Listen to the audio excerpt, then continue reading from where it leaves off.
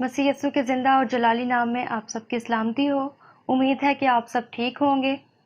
और आज मैं आपके साथ जिस टॉपिक पर बात करने वाली हूँ वो टॉपिक है कि हमारी दुआ के जवाब में हायल रुकावटें जो हैं उन पर हम बातचीत करेंगे कि हमारी दुआओं के जवाब में ऐसी कौन सी रुकावटें हैं जिनकी वजह से खुदा हमारी दुआओं का जवाब नहीं देता है। तो जो रुकावटें हैं वो 6 रुकावटें हैं।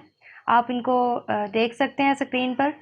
सबसे पहली रुकावट है गुनाह, दूसरी रुकावट है माफ़ ना करना, तीसरी रुकावट है खुदगर्जी की रूह में दुआ मांगना, चौथी रुकावट है कम इत्तेकादी, पांचवी रुकावट है मुसलसल दुआ ना मांगना और छठी रुकावट है खुदा हमारी दुआओं को बदल देता है।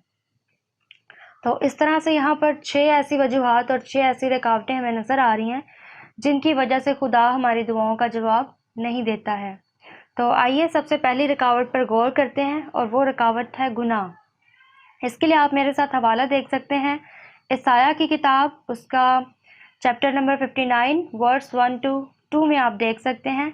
आप यहाँ पर देखें, यहाँ पर लिखा है, देखो खुदा का हाथ छोटा नहीं कि बचा ना सके और उसका कान भारी नहीं कि सुन ना सके, बल्कि तुम्हारी बदकारी ने तुम्हारे और तुम्हारे खुदा के दरमियान जुदाई कर दी है और तुम्हारे गुनाहों ने उसे तुमसे रूपोश किया, ऐसा कि वो नहीं सुनता। तो यहाँ पर हमें पहली वजह जो नज़र आ रही है वो है गुनाह।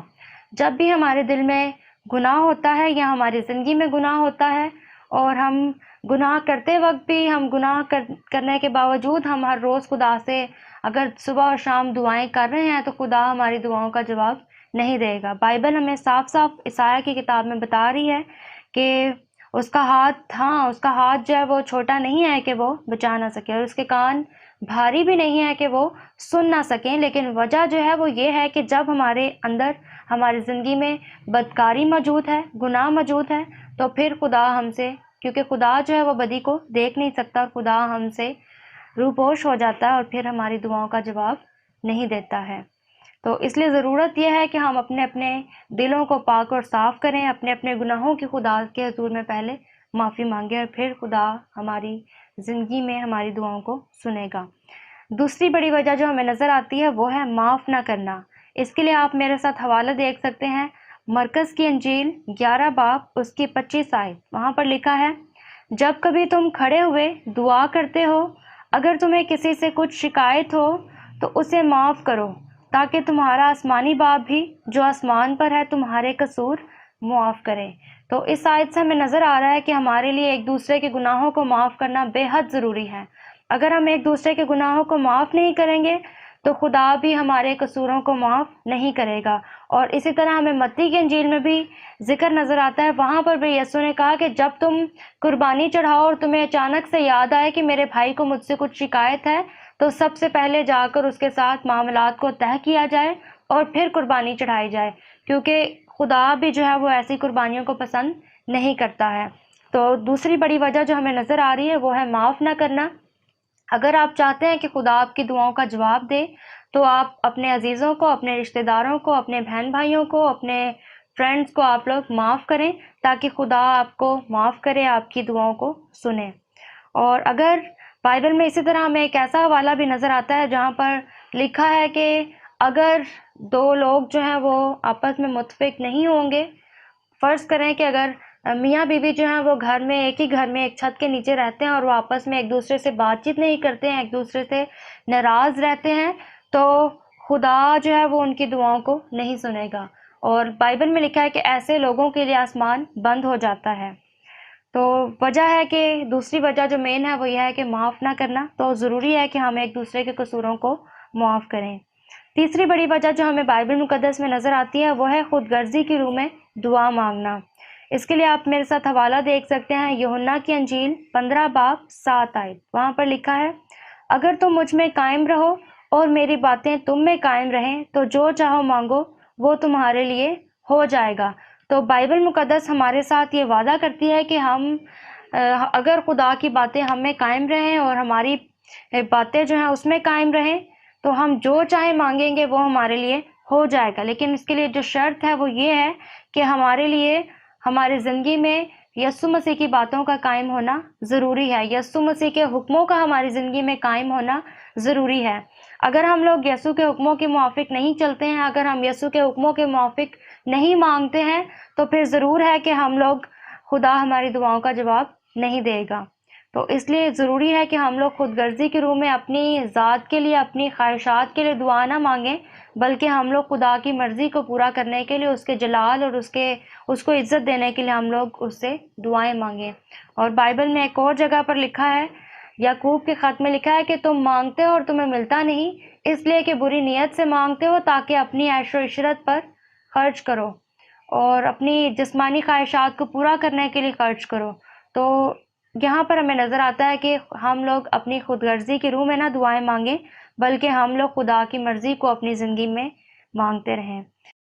चौथी बड़ी जो वजह हमें नज़र आती है वो है कम एतकादी, और इसके लिए आप हवाला देख सकते हैं मेरे साथ। मरकज़ की इंजील 9 बाब 23 आयत से लेकर 24वीं आयत तक आप देख सकते हैं कि वहाँ पर एक शख्स था जिसके बेटे में बदरू थी, और वो यीशु के पास आया और उसने कहा कि अगर तू कुछ कर सकता है तो हमारी मदद कर। और यीशु ने उससे कहा, अगर तू कुछ कर सकता है, जो इत्तेकाद रखता है उसके लिए सब कुछ हो सकता है। उस लड़के के बाप ने फिल्प और चिल्ला कर कहा, मैं इत्तेकाद रखता हूँ, तू मेरी बेइत्तेकादी का इलाज कर।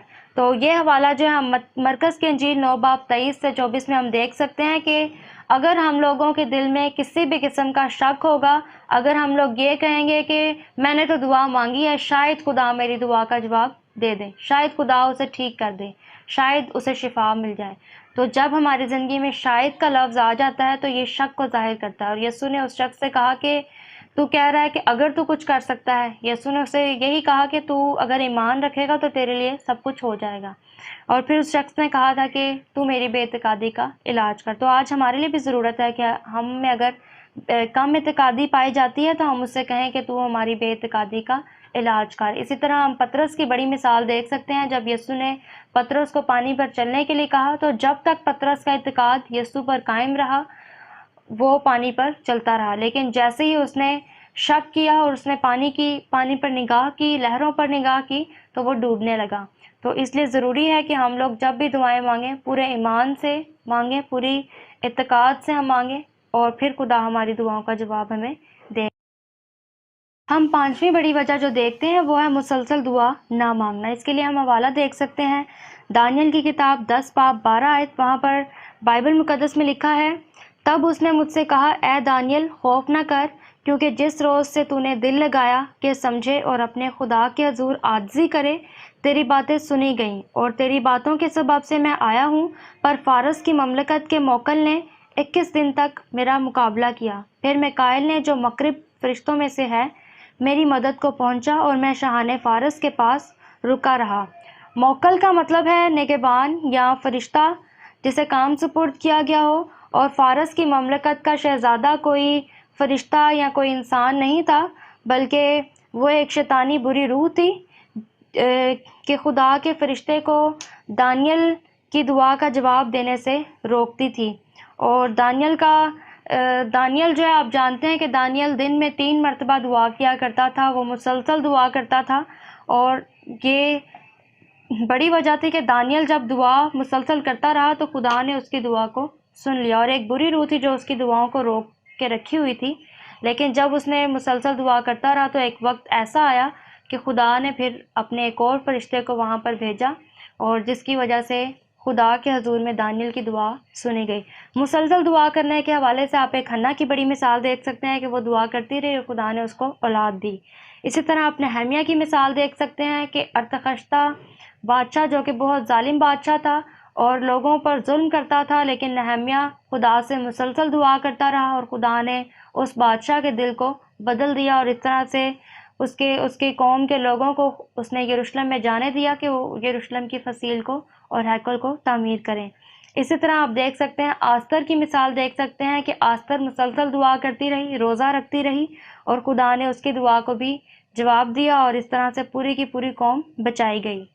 तो छठी जो वजह आती है वो है हमारे पास खुदा हमारी दुआओं को बदल देता है। इसके लिए आप देख सकते हैं, पौलुस की मिसाल देख सकते हैं, 2 कुरिन्थियों 12 बाब 7 से 9 आयत में आप देख सकते हैं, اور ایک دفعہ پالوس کو ایک مسئلہ درپیش ہوا اور اس نے اس کے لیے خدا سے کہا کہ